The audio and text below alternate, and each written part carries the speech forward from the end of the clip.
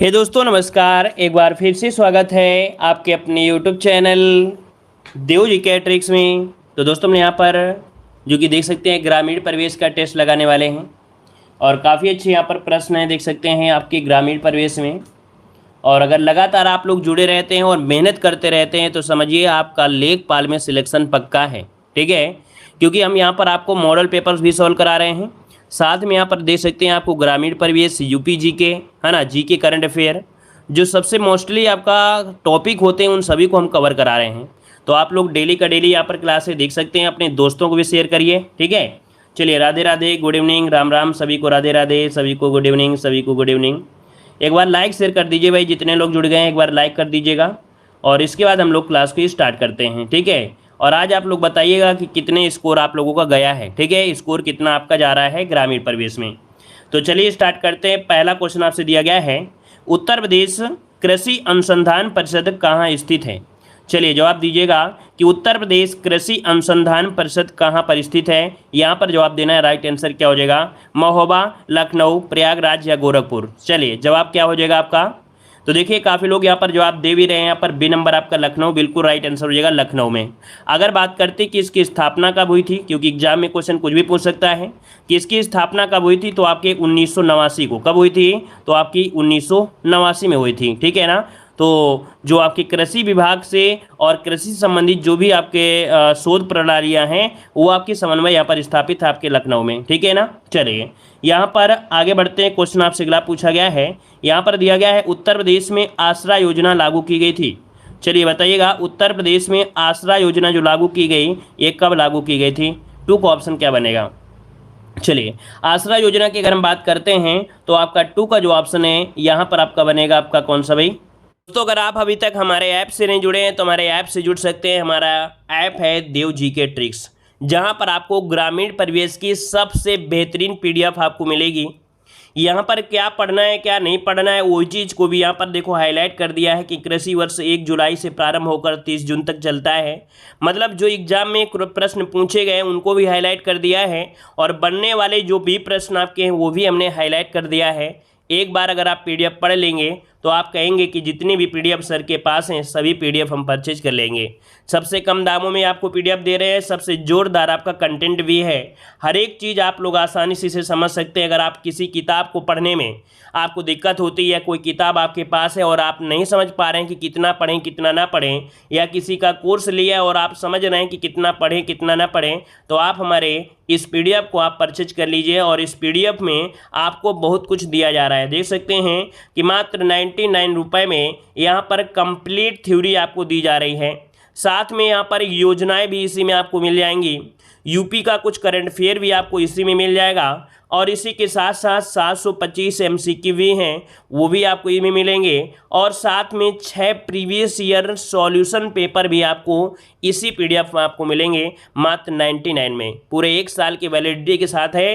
तो आप लोग हमारे ऐप से जुड़ सकते हैं और जो लोग यूपी जी के यहाँ पर पढ़ना चाहते हैं तो यूपी जी के भी पढ़ सकते हैं। इसमें भी यहाँ पर बेहतरीन आपके यहाँ पर थ्योरी है उसको भी हाईलाइट किए और साथ में आपके ऑब्जेक्टिव क्वेश्चन भी इसमें रखे गए हैं। तो आप लोग हमारे ऐप से जरूर जुड़िएगा।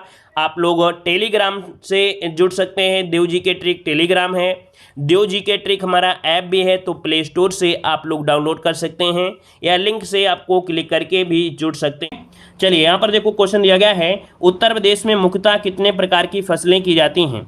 बताइए उत्तर प्रदेश में मुख्यतः कितने प्रकार की फसलें की जाती हैं। यहाँ पर राइट आंसर क्या हो जाएगा। तो देखो यहाँ पर मुख्यतः 3 प्रकार की फसलें होती हैं।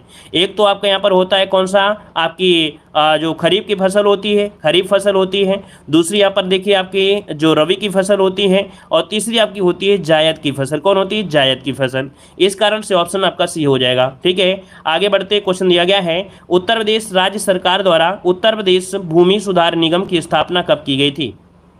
चलिए बताइएगा, उत्तर प्रदेश राज्य सरकार द्वारा उत्तर प्रदेश भूमि सुधार निगम की स्थापना जो की गई वो कब की गई थी। 4 का ऑप्शन क्या बनेगा।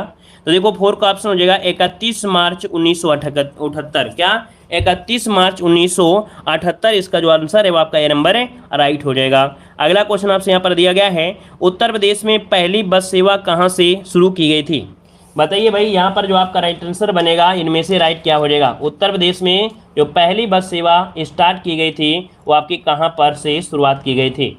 चलिए भाई यहाँ पर आंसर को लॉक करिएगा सभी लोग, जितने लोग जुड़ चुके हैं। चलिए तो देखो यहाँ पर आपका जो 5 का आंसर है वो आपका हो जाएगा ए नंबर, आपके लखनऊ से बाराबंकी, क्योंकि यहाँ पर पहली बस सेवा पूछा गया है। क्या पहली बस सेवा पूछा गया है, तो लखनऊ से आपकी बाराबंकी इसका आंसर आपका हो जाएगा, जो कि 15 मई 1947 से स्टार्टिंग हुई थी। आगे बढ़ते क्वेश्चन आपसे अगला पूछा गया है कि 24 मार्च 2021 को ग्राम उजाला योजना की शुरुआत उत्तर प्रदेश के किस जिले से की गई। चलिए बताइए 24 मार्च 2021 को उजाला योजना की जो शुरुआत की गई वो आपकी कहाँ से की गई। उजाला योजना पूछा गया है, जो एग्जाम में क्वेश्चन संभावित है कि ये वाला जो क्वेश्चन है वो आपसे पूछा भी जा सकता है। ठीक है, ये क्वेश्चन आपसे पूछा भी जा सकता है, याद रखिएगा। तो देखो भाई 6 नंबर में कुछ लोग यहाँ पर जवाब दे रहे हैं और आपका जो आपका राइट आंसर बनेगा वो सी हो जाएगा, आपके वाराणसी से। कहाँ से, आपके वाराणसी से हो जाएगा। और आगे बढ़ते हैं, क्वेश्चन आपसे अगला पूछा गया है, यहाँ पर दिया तहसील स्तर पर राजस्व प्रशासनिक अधिकारी होता है। तहसील स्तर पर राजस्व प्रशासनिक अधिकारी जो होता है वो आपका कौन सा होता है। तहसील स्तर पर राजस्व अधिकारी जो होता है वो कौन होता है। चलिए भाई यहाँ पर तहसील स्तर पर जो हो जाएगा 7 का ऑप्शन सी हो जाएगा, यहाँ पर तहसीलदार होता है। कौन होता है, तहसीलदार होता है। और आगे बढ़ते हैं, क्वेश्चन आपसे अगला पूछा गया है, यहाँ पर दिया गया है भारत गांव में निवास करता है, ये किसने कहा था। भारत गांव में निवास करता है, ये जो शब्द कहा था वो किसने कहा था। और ये क्वेश्चन आपको देखा होगा कि लगभग काफ़ी जगह ये मॉडल पेपर मिलता है ना। तो 8 का जो ऑप्शन बनेगा वो आपका बी हो जाएगा, महात्मा गांधी। इसका आंसर राइट हो जाएगा, गांधी जी। अगला क्वेश्चन आपसे दिया गया है, एक व्यक्ति जो पंचायत का सदस्य बनना चाहता है तो उसके न्यूनतम आयु कितनी होनी चाहिए। अगर वो पंचायत का सदस्य बनना चाहता है तो उसको कितनी यहाँ पर कह सकते हैं आयु होना जरूरी है भाई, बताइए कितना यहाँ पर जरूरी हो जाएगा। तो आपका आंसर हो जाएगा आपका बी नंबर, आपका 21 वर्ष। कितना भाई, 21 वर्ष होना आवश्यक है, याद रखिएगा। ठीक है ना। अब वहीं पर अगर देखा जाए मतदान देने के लिए आपकी उम्र कितनी होना चाहिए, 18 वर्ष होना चाहिए, याद रखिएगा। लेकिन अगर आपको प्रधान बनना है तो आपको 21 वर्ष होना आवश्यक है। अगला क्वेश्चन आपसे दिया गया है, उत्तर प्रदेश में अनुसूचित जाति के लिए लोकसभा में कितनी सीटें आरक्षित की गई हैं। उत्तर प्रदेश में अनुसूचित जाति के लिए लोकसभा में जो सीटें हैं, इनका आरक्षित जो सीटें हैं वो कितनी हो जाएंगी। चलिए 17 देखिए आपका जवाब हो जाएगा, सी नंबर आपका 17 हो जाएगा, बिल्कुल राइट आंसर आ रहा है। और देखिए काफ़ी अच्छा लग रहा है कि आप लोग यहाँ पर सही जवाब देते चले जा रहे हैं। अगला क्वेश्चन आपसे दिया गया है, कह रहे लैंड रिकॉर्ड मैनुअल में वर्णित है। ये बताइए लैंड रिकॉर्ड मैनुअल में जो वर्णित है वो क्या वर्णित किया गया है। तो यहाँ पर दिया है ब्लॉक प्रमुख के कार्यों का विवरण, लेखपाल के कार्यों का विवरण, ए और बी दोनों। क्या बन सकता है यहाँ पर। तो देखो भाई 11 का जो ऑप्शन है वो आपका बी बनेगा, लेखपाल के कार्यों का है ना। सी नंबर मत लगाइएगा, क्योंकि आप लोग इतने महान हैं कि जब भी कभी सी देख लेते हैं तो आप लोग तुरंत जवाब सी दे देते हैं। ठीक है ना, याद रखिए यहाँ पर आपको जवाब देना है आपका बी नंबर, लेखपाल के कार्यों का विवरण है, लैंड रिकॉर्ड मैनुअल में है। ठीक है, क्लियर है भाई। आप लोग भाई सी नंबर या कह सकते हैं ए और बी दोनों पर ज़्यादा फोकस किया करते हैं। अगर कहीं गलती से आल दे दिया गया तो आप लोग तो आल में ऐसे जाते हैं जैसे ऑल आउट लगा दिया है ना। तो याद रखिए इसका ऑप्शन बी हो जाएगा। अगला क्वेश्चन दिया गया है, उत्तर प्रदेश के किस स्थान पर सर्वाधिक मेले लगते हैं। उत्तर प्रदेश के किस स्थान पर सर्वाधिक मेले लगते हैं। यहाँ पर 12 का ऑप्शन क्या हो जाएगा, तो 12 का ऑप्शन हो जाएगा आपके मथुरा में। कहाँ लगते हैं, मथुरा में। ठीक है, अच्छा ये बताइए सबसे कम मेले कहाँ लगते हैं। सबसे कम मेले जो लगते हैं वो कहाँ लगते हैं, ये बता दीजिए आप लोगों। सबसे कम कहाँ लगते हैं, सबसे ज़्यादा तो आपके मथुरा में हैं, लेकिन सबसे कम कहाँ लगते हैं। तो देखो सबसे कम होते हैं कहाँ पर, आपके पीलीभीत में। कहाँ होते हैं भाई, आपके पीलीभीत में आपके सबसे कम होते हैं। चलिए आगे बढ़ते हैं, क्वेश्चन आपसे क्या पूछा गया है, कह रहा है 2011 की जनगणना के अंतिम आंकड़ों के अनुसार उत्तर प्रदेश के निम्नलिखित जिलों को उनके जनसंख्या आकार के अवरोही क्रम में व्यवस्थित कीजिएगा और सही उत्तर आपको चुनना है। तो देखो हम भाई यहाँ पर लगा रहे हैं। देखो सबसे ज़्यादा जनसंख्या आपकी प्रयागराज में आप लोग जानते हैं, इसके बाद आपका मुरादाबाद हो जाएगा। ठीक है ना, इसके बाद आपका आजमगढ़ हो जाएगा, इसके बाद आपका यहाँ पर लखनऊ होगा। तो इसका जो ऑप्शन है वो आपका डी हो जाएगा, 1 3 2 4। 1 3 2 4 ऑप्शन बनेगा आपका, डी नंबर हो जाएगा। अगला क्वेश्चन आपसे दिया गया है कि 2011 की जनगणना के अनुसार उत्तर प्रदेश में जन्म के समय की जीवन प्रत्याशा कितने वर्ष की है। यहाँ पर पूछा है जीवन प्रत्याशा मतलब हमने बताया है कि कोई व्यक्ति कितना जीता है, कितने वर्ष तक वो जी सकता है। तो यहाँ पर जो आपका आंसर बनेगा वो क्या हो जाएगा, तो ऑप्शन आपका यहाँ पर क्या बन सकता है, ए नंबर 62.7 वर्ष। क्या 62.7 वर्ष इसका जो ऑप्शन है यहाँ पर ए नंबर राइट हो जाएगा। आगे बढ़ते हैं, क्वेश्चन आपसे अगला पूछा गया है, यहाँ पर दिया गया है पंचायती राज को संवैधानिक दर्जा प्रदान करने की संस्तुति निम्नलिखित में से किस समिति के द्वारा की गई थी। पंचायती राज को संवैधानिक दर्जा प्रदान करने की संस्तुति किसके द्वारा प्रदान की गई थी, अर्थात किस समिति के द्वारा की गई थी। 15 का ऑप्शन देखने शुरू हो गए हैं, काफ़ी लोग जवाब दे रहे हैं बी नंबर। देखो यहाँ पर जो आपका आंसर हो जाएगा, पंचायती राज को संवैधानिक दर्जा प्रदान करने की जो संस्तुति की गई थी वो किसके द्वारा की गई थी। ऑप्शन हो जाएगा पी के थुंगन समिति। किसके द्वारा, पी के थुंगन समिति। ऑप्शन बी नंबर इसका राइट हो जाएगा। आगे बढ़ते हैं, क्वेश्चन आपसे अगला पूछा गया है, कह रहे चकबंदी शब्दावली संबंधित है। चकबंदी शब्दावली जो संबंधित है वो आपकी किससे संबंधित है, 16 नंबर में। तो देखो भाई यहाँ पर दिया है भूमि के एक रूप को विखंडित करने से, भूमि के विखंडित जोतों को एक रूप देखने से, है ना, मतलब जो बिखरे हुए हैं उनको एक में मिलाने ना एक रूप में देने के लिए है। तो ये चकबंदी ऑप्शन आपका बी हो जाएगा। याद रखिए चकबंदी अभी स्वतंत्रता के बाद मात्र एक बार ही हुई है। ये भी पॉइंट याद रखिए कि जो चकबंदी है वो स्वतंत्रता के बाद मात्र एक बार ही हुई है, क्योंकि ये क्वेश्चन आपको मिला भी था और हमने पढ़ाया भी था कि चकबंदी कितनी बार हुई अभी तक। तो याद रखिए 65 वर्षों से अभी तक एक भी चकबंदी नहीं हुई है, आपकी एक बार ही सिर्फ आपकी हुई थी स्टार्टिंग में, ठीक है ना, सिर्फ एक बार। चलिए आगे बढ़ते हैं, क्वेश्चन आपसे अगला पूछा गया है कि स्वजलधारा कार्यक्रम किससे संबंधित है। बताइएगा स्वजलधारा कार्यक्रम जो संबंधित है वो किससे संबंधित है। स्वजलधारा जो आपका है ये किससे है, तो कह रहा है आपसे ऋण की सुविधा नहीं, यहाँ पर ऑप्शन डी हो जाएगा कृषकों की सिंचाई के लिए पंप सेट देना। क्या, जो किसान हैं उनकी सिंचाई के लिए जो पंप सेट हैं, मतलब वो जो ट्यूबवेल होते हैं उनके लिए है। ऑप्शन आपका डी नंबर राइट हो जाएगा। अगला क्वेश्चन आपसे दिया गया है, कह रहे हैं संपूर्ण ग्रामीण रोजगार योजना की शुरुआत कब की गई। बताइए संपूर्ण ग्रामीण रोजगार योजना इसकी जो शुरुआत की गई वो कब की गई थी। 18 का जवाब दीजिएगा। देख सकते हैं भाई हमने बहुत कुछ क्वेश्चन आपको पढ़ा रखे हैं, लगभग जवाब भी देखिए आपका 18 का ऑप्शन आ रहा है ए नंबर है। ये 25 सितंबर 2001 25 सितंबर 2001 से क्वेश्चन पूछा जा सकता है। एमपी क्वेश्चन आपका याद रखिएगा, संपूर्ण ग्रामीण रोजगार योजना, ठीक है ना। यहाँ पर अगला क्वेश्चन आपसे दिया गया है कि भू राजस्व से संबंधित मुकदमों का निर्णय जो करता है वो कौन करता है। बताइए, ये बताइए कि भू राजस्व से संबंधित जो मुकदमे होते हैं इनका जो निर्णय करता है वो कौन करता है। तो ये निर्णय कौन करेगा भाई, यहाँ पर जो आंसर है आपका सी नंबर आपका तहसीलदार हो जाएगा। कौन हो जाएगा भाई, तहसीलदार इसका आंसर है आपका राइट हो जाएगा। आगे बढ़ते हैं, क्वेश्चन आपसे दिया गया है पूसा बेकर एक नई प्रजाति है। पूसा बेकर दिया गया है, एक जो नई प्रजाति वो किसकी प्रजाति है। तो ये आपकी है भाई पूसा जो आपकी है याद रखिए आपकी गेहूं की प्रजाति है। किसकी है, गेहूं की प्रजाति। ऑप्शन क्या बनेगा, यहाँ पर सी नंबर हो जाएगा। आगे बढ़ते हैं, क्वेश्चन आपसे अगला दिया गया है राष्ट्रीय बीज निगम की स्थापना कब की गई थी। राष्ट्रीय बीज निगम की जो स्थापना की गई वो आपकी कब की गई थी। चलिए यहाँ पर आंसर क्या हो जाएगा, तो देखो भाई यहाँ पर जो आपका 21 नंबर है, 21 नंबर में आपका 1963 में क्या हो जाएगा, 1963 हो जाएगा, ठीक है। आगे बढ़ते हैं, क्वेश्चन आपसे अगला पूछा गया है, दिया गया निम्नलिखित में से ऑपरेशन बरगा का संबंध किससे है। बताइएगा ऑपरेशन बरगा का जो संबंध है वो किससे है। ऑपरेशन बरगा दिया गया है, तो ऑपरेशन बरगा जो आपका है ये आपके संबंधित है किससे। तो 22 का ऑप्शन बनेगा ए नंबर बटाईदारों के संरक्षण से। किससे, बटाईदारों के संरक्षण से, याद रखिएगा यहाँ पर आंसर आपका ए नंबर है राइट हो जाएगा।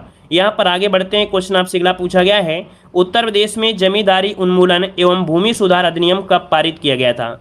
आईएमपी क्वेश्चन है, इसको नोट कर लीजिएगा कि जो उत्तर प्रदेश में जमींदारी उन्मूलन है ये भूमि सुधार जो आपका है अधिनियम जो पारित हुआ था ये कब पारित हुआ। पारित पूछ रहा है भाई, क्या पूछ रहा है, पारित पूछ रहा है। और पारित हुआ था ये कब, तो आपका आंसर क्या हो जाएगा, बी नंबर आपका हो जाएगा 1950 हो जाएगा। 1950 आपका आंसर है राइट हो जाएगा। अगला क्वेश्चन दिया गया है मोतीलाल नेहरू बाल संग्रहालय कहाँ पर स्थित है। मोतीलाल नेहरू बाल संग्रहालय जो है ये आपके कहाँ पर है। चलिए मोतीलाल नेहरू आपके कहाँ पड़ता है, आपके लखनऊ में। कहाँ पड़ता है, लखनऊ। ऑप्शन क्या बनेगा, बी नंबर हो जाएगा। अगला क्वेश्चन आपसे दिया गया है उत्तर प्रदेश के किस जनपद में प्रतिवर्ष आयुर्वेद महोत्सव का आयोजन किया जाता है। उत्तर प्रदेश के किस जनपद में प्रतिवर्ष आयुर्वेद महोत्सव का आयोजन होता है। यहाँ पर जो 25 का ऑप्शन बनेगा वो क्या बन सकता है। चलिए ऑप्शन देखिए आपका, जहाँ झांसी जो दिया गया है झांसी, तो झांसी में प्रतिवर्ष आयुर्वेद महोत्सव मनाया जाता है। ऑप्शन इसका डी हो जाएगा। अगला क्वेश्चन आपसे यहाँ पर दिया गया है, कह रहा है उत्तर प्रदेश में किसी नगर पालिका के अध्यक्ष का निर्वाचन किया जाता है। ये बताइए उत्तर प्रदेश में किसी नगर पालिका के अध्यक्ष का जो निर्वाचन किया जाता है वो कैसे किया जाता है। 1 को ऑप्शन दीजिए, इनमें से राइट क्या हो जाएगा। तो देखो यहाँ पर दिया है अपने नगर क्षेत्र में निर्वाचित सभी वयस्कों के द्वारा, सभी वयस्क के द्वारा तो होता नहीं है।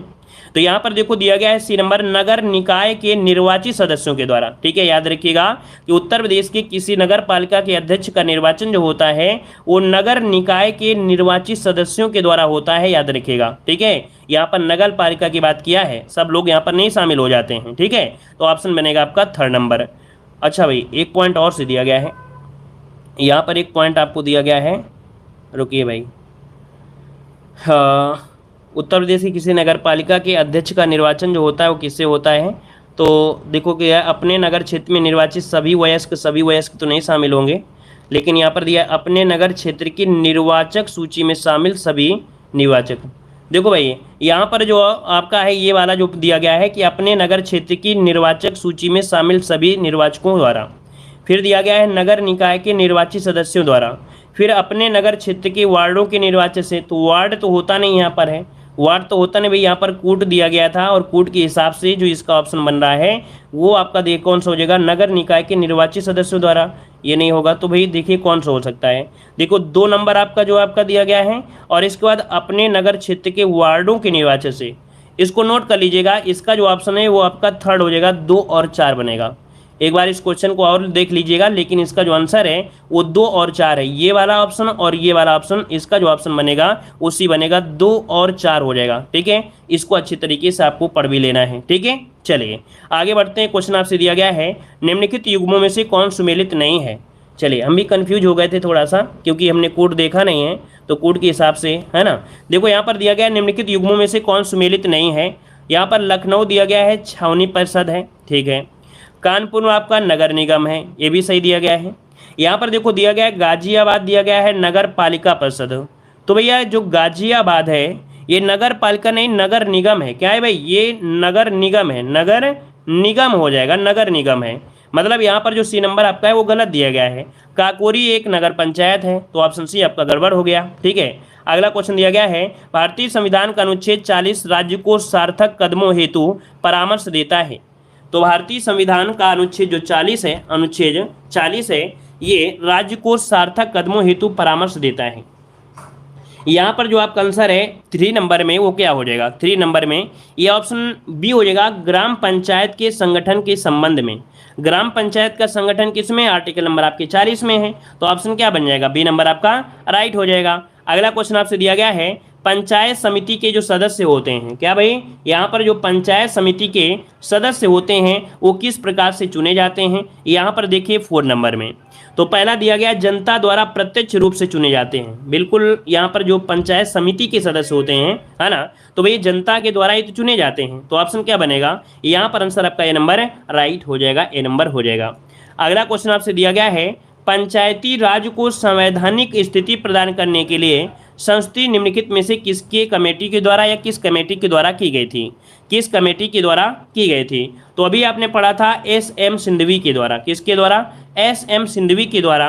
याद रखिए संवैधानिक स्थिति प्रदान करने के लिए संस्तुति की गई थी, यहाँ पर आपका एम.एस. सिंघवी इसका आंसर राइट हो जाएगा, ये अभी आपने पढ़ा भी था। अगला क्वेश्चन आपसे दिया गया है भारत में स्थानीय शासन के विषय में कौन सा सही नहीं है, कौन सा सही नहीं है। तो यहाँ पर बताइए क्या हो जाएगा। यहाँ पर दिया है पहला पॉइंट, भारतीय संविधान के अनुसार परिसंघीय प्रणाली में स्थानीय शासन जैसी कोई स्वतंत्र इकाई या कोटि नहीं है। तो ये तो बात गलत दी गई है भाई, ऐसा तो है नहीं भाई, जो आपका स्थानीय शासन है ये स्वतंत्र रूप से आपका है। तो पहला पॉइंट तो यहाँ पर दिक्कत दिया गया है, अर्थात ये भी गड़बड़ है। दूसरा पॉइंट दिया गया है 30%, तो भाई 30% वाला ऑप्शन ये भी गलत दिया है, 33% होना चाहिए, ठीक है ना। फिर तीसरा दिया है स्थानीय शासन के लिए वित्त का उपलब्ध एक आयोग करता है, स्थानीय निकायों के निर्वाचन का निर्धारण एक आयोग करता है। तो देखो यहाँ पर सी सही है और डी सही है। इस जो प्रश्न है ये 6 नंबर के, तो 6 नंबर में 2 गलत हैं, 6 नंबर में 2 गलत हैं, आपका पहला गलत है और इसके बाद दूसरा भी गलत है। 33% यहाँ पर होना चाहिए था, इस कारण से इसके ऑप्शन क्या होंगे, ए और बी हो जाएगा। क्लियर है भाई, क्योंकि यहाँ पर जो पूछा है वो सही नहीं अर्थात गलत के बारे में पूछा गया था। समझ में आ गया है ना, समझ में आ गया?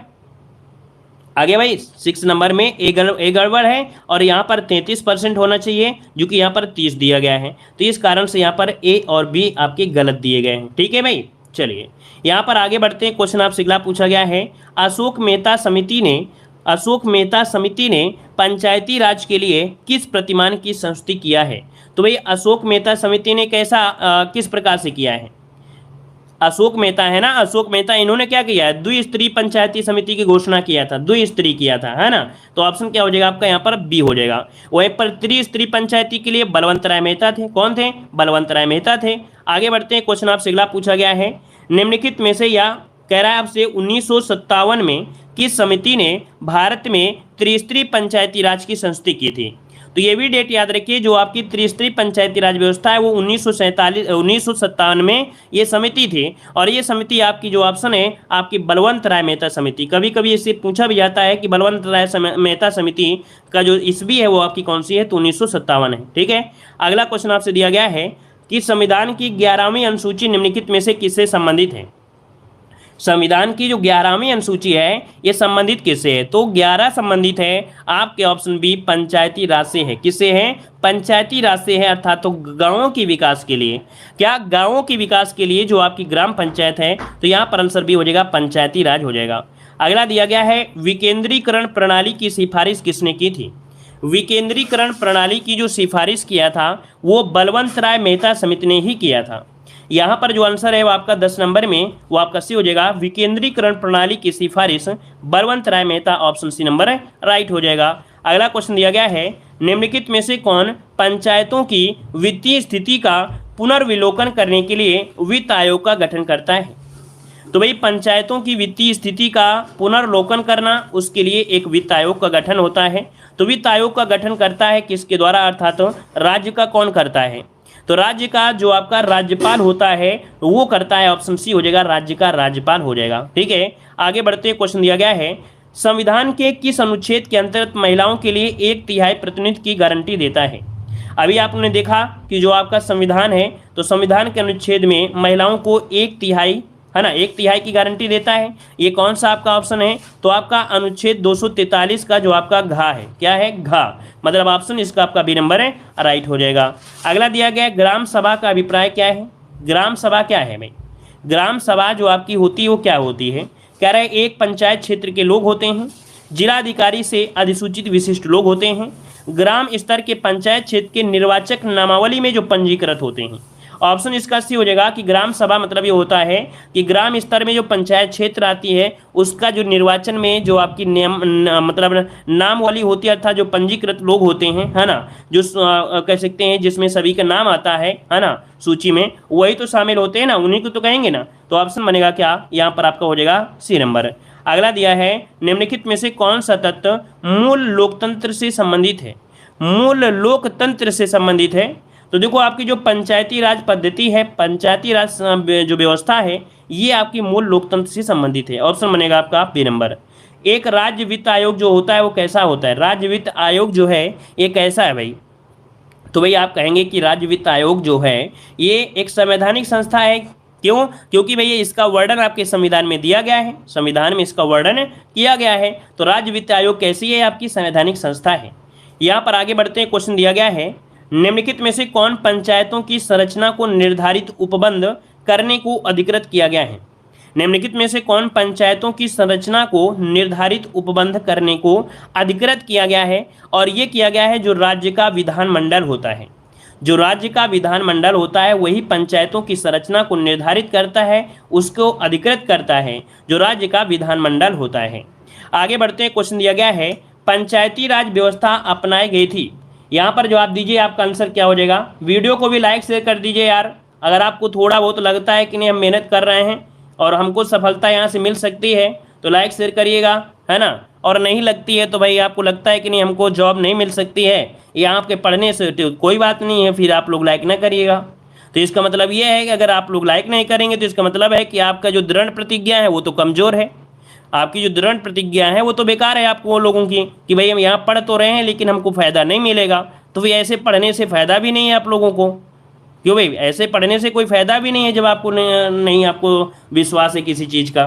ठीक है, तो वीडियो को लाइक शेयर कर दीजिएगा। क्यों शर्म की बात किया करते हैं आप लोग भाई, थोड़ा सोचा करिए, भगवान से डरिए, ठीक है। हमसे नहीं डरते तो भगवान से डरिए कि कोई मेहनत आप लोगों के लिए कर रहा है तो आपकी मेहनत कौन देखेगा? हम तो नहीं देखेंगे भाई, आयोग देखेगा आपकी मेहनत, आपने मेहनत किया क्या है। हर चीज़ लगती है, कर्म, पैसा भी लगता है, कर्म भी लगता है, मेहनत भी लगती है, हर चीज़ लगती है, ठीक है। तो हर चीज़ देखा करें, क्योंकि जब तुलना होती है तो कर्म धर्म सब कुछ देखा जाता है, ठीक है। देखो याद है, यह पंचायती राज व्यवस्था अपनाई गई थी, तो यहाँ पर 17 का जो ऑप्शन है वो आपका बी हो जाएगा, लोकतंत्र की शक्तियों का जो विकेंद्रीकरण के लिए है। देखो हमने बताया था कि जो आपके गांधी जी थे उन्होंने विकेंद्रीकरण पर फोकस किया था। तो यहाँ पर जो आपका आंसर है वो आपका क्या हो जाएगा? बी नंबर हो जाएगा, ठीक है। क्लियर है? चलिए यहाँ पर आगे बढ़ते हैं। क्वेश्चन दिया गया है, महिलाओं को पंचायतों में आरक्षण भारत के संविधान के किस संशोधन द्वारा दिया गया था? चलिए तो देखो यहाँ पर जो आपका 18 का ऑप्शन है वो आपका राइट क्या हो जाएगा? 18 का ऑप्शन हो जाएगा 73 नंबर का जो संशोधन हुआ था, 73 नंबर का जो संशोधन हुआ था वो ऑप्शन क्या हो जाएगा? आपका डी नंबर राइट हो जाएगा। यहाँ पर आगे बढ़ते हैं। क्वेश्चन आपसे दिया गया है, निम्नलिखित में से किसे भारतीय स्थानीय स्वायत्त शासन का जनक माना जाता है? स्थानीय सुशासन का जो जनक माना जाता है वो किसे माना जाता है? चलिए भाई, लॉर्ड रिपन, देखिए जो ऑप्शन है आपका डी नंबर, लॉर्ड रिपन को माना जाता है, ठीक है। अगला क्वेश्चन दिया गया है, भारतीय संविधान के अनुच्छेद 243 के ZJ के अनुसार सहकारी समिति के निर्देशों की अधिकतम संख्या क्या हो सकती है? तो सहकारी समिति के निदेशकों की जो संख्या अधिकतम हो सकती है वो कितनी? तो 20 का ऑप्शन बनेगा 21, इसका ऑप्शन ए नंबर हो जाएगा, यहाँ पर 21 हो सकती है। यहाँ पर आगे बढ़ते हैं। क्वेश्चन आपसे दिया गया है, पंचायती राज की किस सूची का विषय है? अर्थात पंचायती राज जो है ये सूची किसकी सूची है? ये सूची जो आपकी है ये राज्य की सूची है ना, ये राज्य की सूची है, ऑप्शन बनेगा आपका सी नंबर। अगला पंचायत चुनाव होते हैं भाई, पंचायत जो चुनाव होते हैं वो कितने दिन में होते हैं? पंचायत चुनाव जो होते हैं वो कितने दिन में होते हैं? तो यहाँ पर देखिए हमारे गांव में तो डेली होते हैं भाई, आपके गांव में कितने होते हैं? 5 साल में। चलिए देखिए 22 का ऑप्शन से हो जाएगा, प्रत्येक 5 वर्षों में होते हैं, ऑप्शन बनेगा यहाँ पर आपका बी नंबर 5 वर्ष में। अगला क्वेश्चन दिया गया है, निम्नलिखित में से कौन सी एक समिति पंचायत राज संस्था से संबंधित नहीं है? पंचायती राज संस्था से संबंधित नहीं है। तो यहाँ पर देखो दिया गया है पीवी नरसिम्हन राव समिति। भैया ऐसा पढ़ा है क्या भाई? पीवी नरसिम्हन आपने पढ़ा है क्या? नहीं पढ़ा है ना? तो याद रखिएगा ML सिंघवी, अशोक बलवंत ये तो है, लेकिन पीवी नरसिम्हन समिति ये पंचायती राज संस्था से नहीं है, ऑप्शन बनेगा आपका ए नंबर हो जाएगा। अगला क्वेश्चन दिया गया है, निम्नलिखित में से कौन सी समिति पंचायती राज संस्था से संबंधित नहीं है? 24 नंबर में। 24 का जवाब दीजिए क्या हो जाएगा? तो आपने देखो पढ़ा कि LM सिंघवी समिति, सादिक अली समिति, अशोक सेमेता समिति, लेकिन दिनेश गोस्वामी समिति ये पंचायती राज से नहीं है, ऑप्शन आपका ये हो जाएगा। अगला क्वेश्चन है कि संविधान के किस भाग से पंचायती राज व्यवस्था संबंधित है? संविधान के किस भाग से पंचायती राज व्यवस्था है? देखो भाई 25 का जो ऑप्शन है यहाँ पर जो आपका 9 है, कौन है? 9 मतलब ऑप्शन यहाँ पर ए नंबर राइट हो जाएगा। क्लियर है भाई? अगला क्वेश्चन दिया गया है, संविधान की 11वीं अनुसूची किससे संबंधित है? संविधान की 11वीं अनुसूची जो संबंधित है वो किससे है? 26 नंबर में। तो आप कहेंगे सर जी पंचायती राज से है। किससे है? पंचायती राज से, ऑप्शन बनेगा आपका बी नंबर। अगला क्वेश्चन दिया गया है कि भारत में महिलाओं के लिए स्थान जो आरक्षित हैं, भारत में महिलाओं के लिए जो स्थान आरक्षित हैं वो आपको बताना है। यहाँ पर जो आपका आंसर है 27 नंबर में क्या बनेगा? तो भैया पंचायती राज संस्था में है भाई, भारत में महिलाओं के लिए स्थान आरक्षित किए गए हैं वो पंचायती राज संस्था में है। याद रखिएगा विधानसभा इसमें कोई नहीं है, यहाँ पर ये नंबर आपका हो जाएगा। अगला क्वेश्चन आपसे दिया गया है कि भारतीय संविधान की 11वीं अनुसूची में पंचायतों के लिए कुल कितने विषय निर्धारित किए गए हैं? भैया आप लोग जानते होंगे 29 नंबर में आपके 29 विषय आपके हैं। कितने हैं? 29 विषय हैं, तो ऑप्शन क्या बनेगा आपका? सी नंबर हो जाएगा। अगला क्वेश्चन दिया गया है कि भारत के पंचायती राज व्यवस्था का वास्तुकार किसे कहा जाता है? बताइए भाई, यहाँ पर पंचायती राज व्यवस्था का जो वास्तुकार है वो किसे कहते हैं? 29 नंबर में। तो ये जो आपके बी राय जो मेहता हैं, कौन है? बी राय मेहता हैं, इनको पंचायती राज का वास्तुकार कहते हैं। अगला क्वेश्चन आपसे दिया गया है, निम्नलिखित में से कौन राज्य सरकार तथा स्थानीय सरकार या स्थानीय शासन के बीच राजस्व बंटवारे के लिए उत्तरदायी होता है? यहाँ पर बताना राज्य सरकार और स्थानीय शासन के बीच जो राजस्व का बंटवारा होता है, इसके लिए यह उत्तरदायी होता है, वो कौन होता है? यहाँ पर आंसर जो आपका बनेगा 30 नंबर में, वो राइट क्या हो जाएगा? और 30 का जो ऑप्शन देना है वो आप लोगों को कमेंट बॉक्स में कमेंट करना है। 30 का जो ऑप्शन देना है ये आपको कमेंट बॉक्स में कमेंट करना है भाई, ठीक है ना। तो भैया देखिए, जितने लोग जुड़े रहते हैं सब लोग लाइक शेयर करते रहिए।